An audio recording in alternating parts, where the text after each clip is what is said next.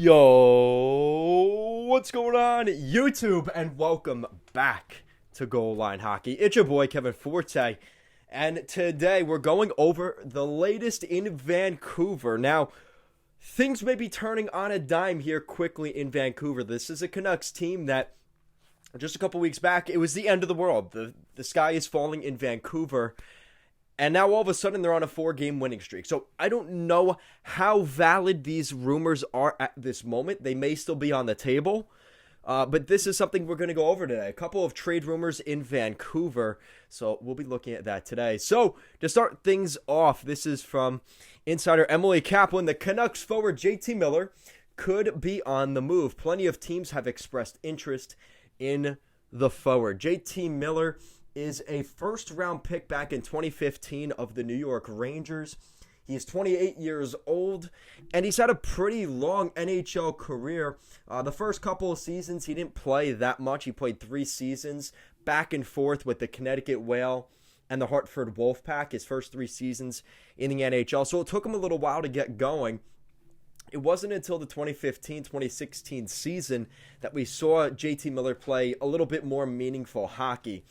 And he's been a really prolific player through his first seasons. I mean, he's got almost 300 points to his name in less than 600 games. So he's almost a point per game player. He's actually a little over a half a point per game, which is really impressive. And the thing about JT Miller, too, that you have to look at is his salary. Now, his contract does end this summer. He is a pending unrestricted free agent. That is a pending UFA.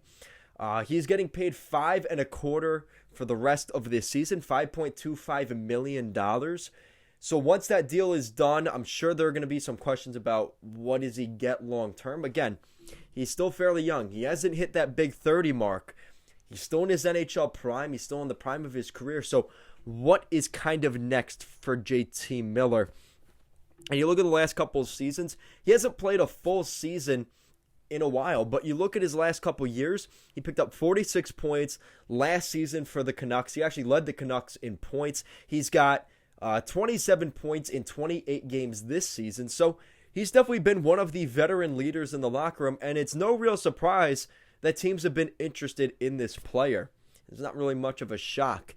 So you have to wonder, some of the teams that I have listed that would be interested in JT Miller, I really think the Minnesota Wild would be a great fit for JT Miller, just for the fact that they need some more center depth. And he's a guy that probably isn't going to come in cheap. I mean, especially for the Wild, it may cost them their first-round pick and then some. It's not going to be just the first-round pick for JT Miller. And with the way things are going in Vancouver, that price may be even higher right now, almost to the point where he's almost, not to say untradeable, but to the point where teams are probably going to say it's probably not worth it. And I don't think the Canucks will be in as much of a rush to get rid of Miller. They may even look at an extension. Who knows, right? So the Minnesota Wild. The Dallas Stars also seem like an interesting fit in terms of maybe adding some depth in the middle six. He could be a really good second or third line center for the Canucks, for the Wild. And the reason I say that, again, when you're looking to go on a playoff run, the Dallas Stars just went on a 7-game winning streak, and things have kind of, gone sideways this past week. You wonder if they are going to be looking at this, saying maybe if we add another depth piece, he can play wing, he can play center. He's a very versatile player, so God forbid there's an injury to Joe Pavelski or Tyler Seguin, he could jump into the middle in the top 6. But in the meantime, he could also play on the wing, and I think the Canucks would be willing to make a move with the Dallas Stars. I don't think there's much of a disconnect between those two organizations. They could make something work there. The Florida Panthers also seem like a great fit. Now, again, they have so much talent in their top 6 anyway, but if you're looking at a team that wants to, again, you want to win the Stanley Cup and they want to maybe be contenders and potentially Stanley Cup champions, adding some more depth. Again, you like seeing Anton Lundell there in the bottom 6, but he's still very young and he's still going through his growing pains. Maybe it's better if they bring in JT Miller and he could fill out the voids in the middle there. You do have guys like Carter Verhaeghe, Frank Vetrano. They could all play center as well. But again, you're adding depth with JT Miller, and I think that the Florida Panthers, more of an outside shot that they would be willing to do that, but I wouldn't put it out of the question. Now, this is more of my real kind of out of the park prediction. The Columbus Blue Jackets. And the thing you may be saying is, well, Columbus isn't in a playoff spot. Well, if you look at it, JT Miller's been in that area for a while. I could see JT Miller being a fit in Columbus. And the reason I say that is a couple of things. So the first reason, he's from East Palestine, Ohio, which is not far from Columbus. So there's a geographical fit. If he wanted to go back to his hometown, if he had hometown ties, maybe he would want to do that.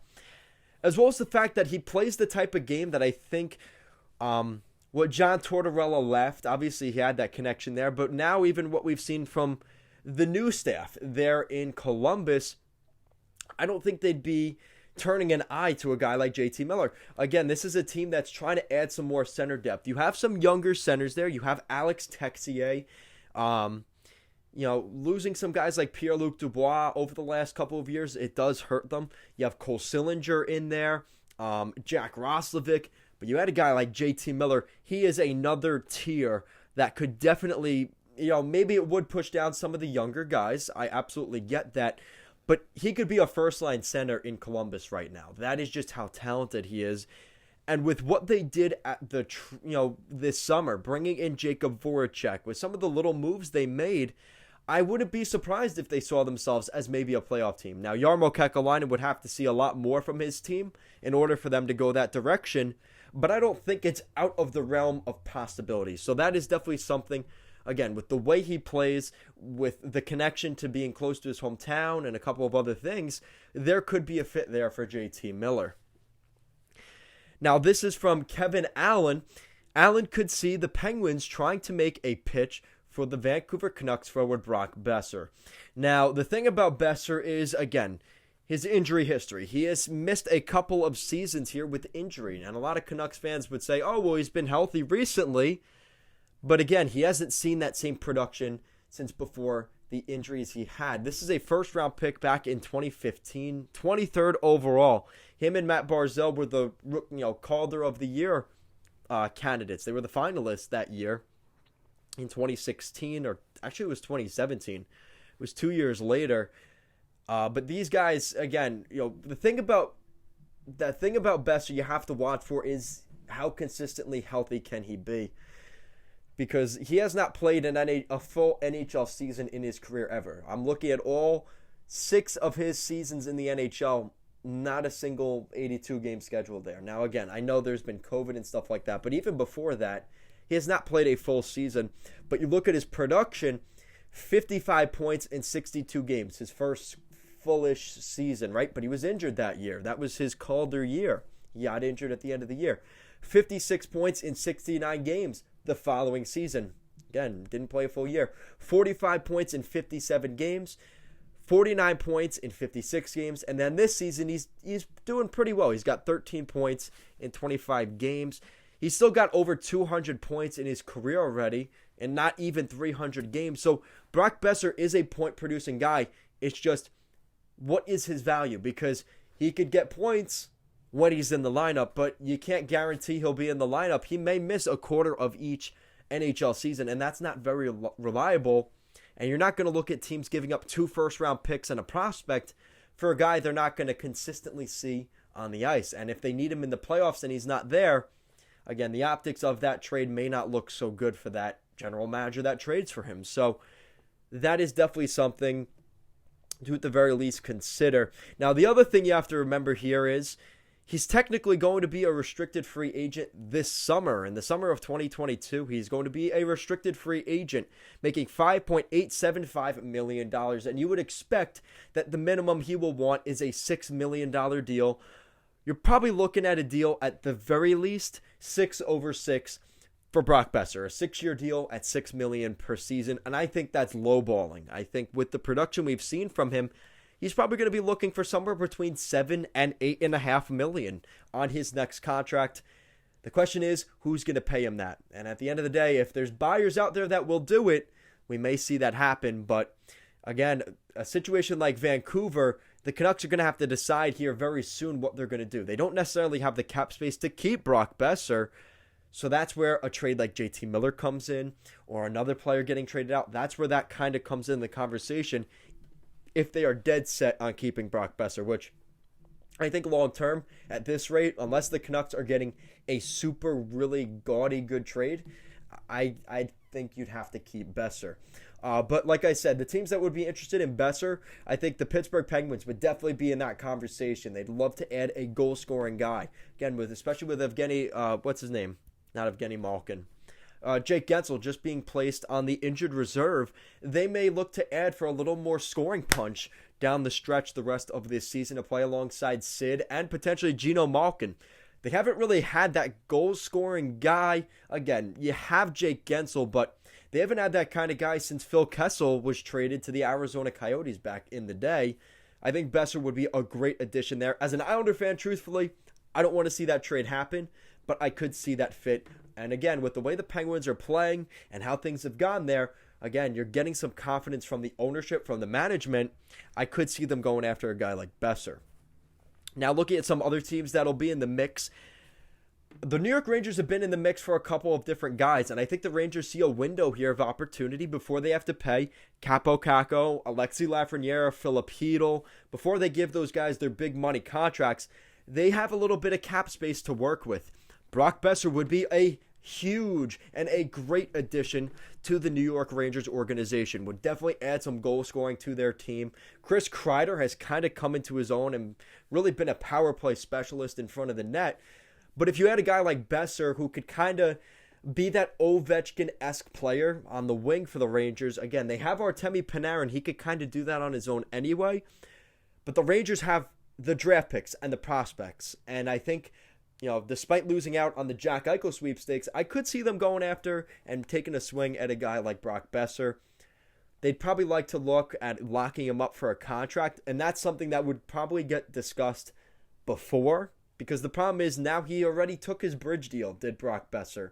I don't see him taking another 2 or 3 year, $6 million contract. He's getting to the point now where he is going to want the big money. He's gonna want to take the bag. He's 24 years old. You're probably looking at a 6 or 7 year deal. Going to take him till he's 30, 31 years old, and he can maybe get another bag when he turns, once he's in his 30s. So if the Rangers can make that work, I think they will definitely look to do that. And at the very least, they may just look to raise the bidding price here on, the Pittsburgh Penguins, just to make it more difficult for their division rival to maybe acquire him in a deal. The Anaheim Ducks are interesting because we've kind of seen Troy Terry, Trevor Zegras, and Maxime Comtois, who will be out the rest of the season, become really good players in terms of scoring threat. Now, the biggest issue here is, will the Vancouver Canucks trade a big-name scoring sniper to a division rival down the road in Anaheim? I don't think that's necessarily going to be the case. Again, unless the deal is very lucrative for the Canucks, I just don't see them doing that. And the problem is, too, if you're the Canucks, what are you looking for in return? Is it going to be one of those young defensemen in Anaheim? Is it going to be a Josh Manson? What's the deal? And the problem is, now you're running into the same issues in terms of cap. They aren't going to have, the whole reason they'd be trading Boeser is to relieve themselves of salary cap moving forward. If you bring in a guy like Josh Manson or Fowler or Lindholm, you're not really fixing that problem, right? So, again, that's all going to be in the discussions in that trade, but I think that one kind of gets squashed because of the fact of they are divisional opponents, and I don't think the Canucks would want to help out the Anaheim Ducks. This is another team that I think has been a kind of under-the-radar team. They're always in the mix for these sniper players. They may be in the mix for Patrick Kane right now in Chicago, and that's the Carolina Hurricanes. The Hurricanes have been always kind of a dark horse, even for Jack Eichel. They were a team that was looking at Christian Dvorak when he was on his way out of AZ. They always seem to be in the mix to add more. I don't think they're afraid of adding more, especially under Tom Dundon. The Hurricanes almost seem like a team that could take Brock Boeser, right? They have him as a rental, but because he's a restricted free agent, they have his rights. If they don't have the money to re-sign him this year, take whatever compensation you can in a potential offer sheet next summer and say, all right, well, we'll take your first and second round pick for a guy we didn't have the cap space to keep anyway. That could be on the table in Carolina, considering they just offer sheeted to pick up Jesperi Kotkaniemi last year. I think it would be interesting to see them get offer sheeted, but I don't know if they would mind it that much. With that said, though, like I said, the Canucks under Bruce Boudreau, they're on a 4-game winning streak. So I don't necessarily know with the new management there with Jim Rutherford and Boudreau, they may still think to themselves, listen, it's not even 2022 yet. We're not even 30 games into the season. Let's wait till halfway into the year. We got another 15 games. Let's see what we do under Boudreau and then decide if they're going to really, tank and sell off, try and make cap space to keep guys like Boeser, or do they trade guys like Boeser and look elsewhere for some scoring depth?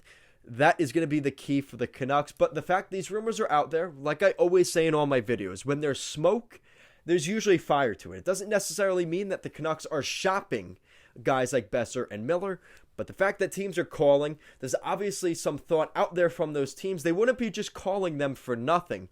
Obviously, there is some interest it's definitely gotten out there inside of the hockey realm that they could be available, and for the right price, maybe they could get that done. So that is it for today's video. Guys, let me know what you think in the comment section down below. If you were to see JT Miller or Brock Boeser traded, what would you like to see the deal be? And if so, where would you like to see them go as well?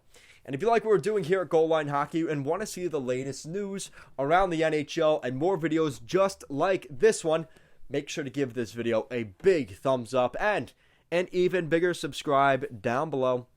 Guys, as always, thank you so much for watching this video, and I will see you again next time.